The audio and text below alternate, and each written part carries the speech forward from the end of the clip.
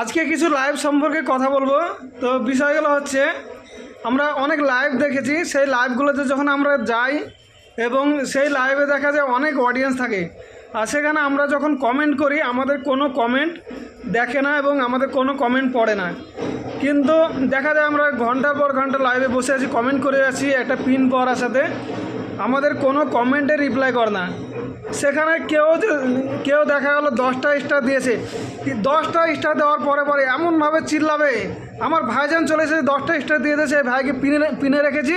লাইভে যারা আছে সবাই যুক্ত হয়ে যাবে, এরকম মানে এমনভাবে চিল্লাবে, মনে হবে বিশাল কিছু হয়ে গেছে। ঠিক আছে, তারপরে দেখা হলো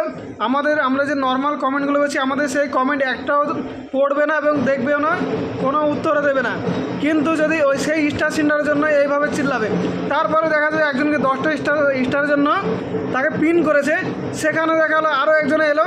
সে এসে 50টা স্টার মেরে দিয়েছে, আর 50টা স্টার থেকে ভাই এমনভাবে চিল্লাবে, মানে বলবে ভাই আমাদের চলে এসেছে 50টা স্টার নিয়ে। তো আমার এই লাইভে যারা যুক্ত আছে প্রত্যেকে যুক্ত হয়ে যাবে আমার এই ভাইয়ের সঙ্গে, বিশাল বড় big star centre, American star centre, এদের সঙ্গে সবাই যুক্ত হয়ে যাও, তাহলে দেখবে তোমাদের স্টারের অভাব হবে না, তোমাদের ভিডিও দেখে স্টার দিয়ে আসবে, তো সবাই প্রত্যেকে ফলো করে নেবে। এরমভাবে এমন ভাওতা মারবে, মানে মনে হবে যে তারা সত্যি নতুন ইউজারদেরকে গিয়ে লাইভে মানে তাদের আইডি থেকে স্টার দিয়ে আসবে। কিন্তু এই ভুল ধারণাতে বেরিয়ে যাও, যার লাইভে স্টার দিচ্ছে একটা স্টার সেন্টার, সেই স্টার সেন্টার কিন্তু লোভে পড়ে স্টার দিচ্ছে, কারণ এখান থেকে অনেক ফলোয়ার পাওয়া যেতে পারে, সেই জন্য তাকে স্টার দিচ্ছে। কিন্তু আমরা যারা নতুন ইউজার ওই লাইভে যারা কমেন্ট করছি তাদেরকে কিন্তু কোনো স্টার দেবে না, যতই ফলো করি না কেন তাকে আমরা ফলো করলে সে কখনোই আমাদেরকে স্টার দেবে না। অর্থাৎ সেখানে আমাদের কমেন্টের কোনো ভ্যালু নেই। একজন স্টার সেন্টার আসছে, তার কমেন্টে মানে সঙ্গে কমেন্ট পড়ছে এবং তাকে ফলো করার জন্য বলছে। এখন দেখা গেলো একজন মানুষ এসে আবার 100টা স্টার দিয়েছে, তার জন্য সেই জোরে চিল্লাবে যে আমাদের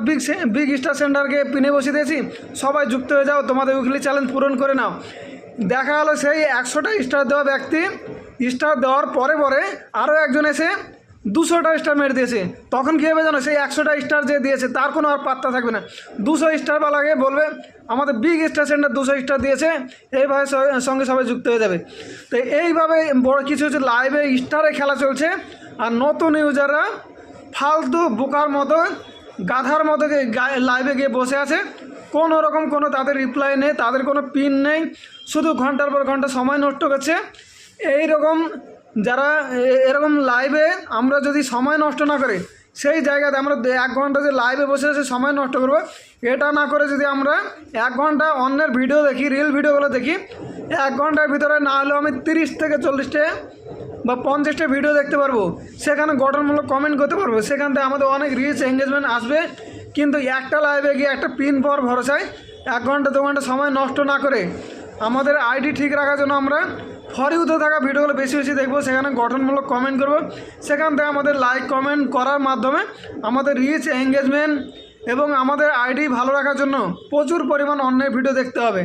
কারো লাইভে গিয়ে সময় নষ্ট করে লাভ নেই, এবং এরকম ভাওতাবাজ লাইভ যারা করে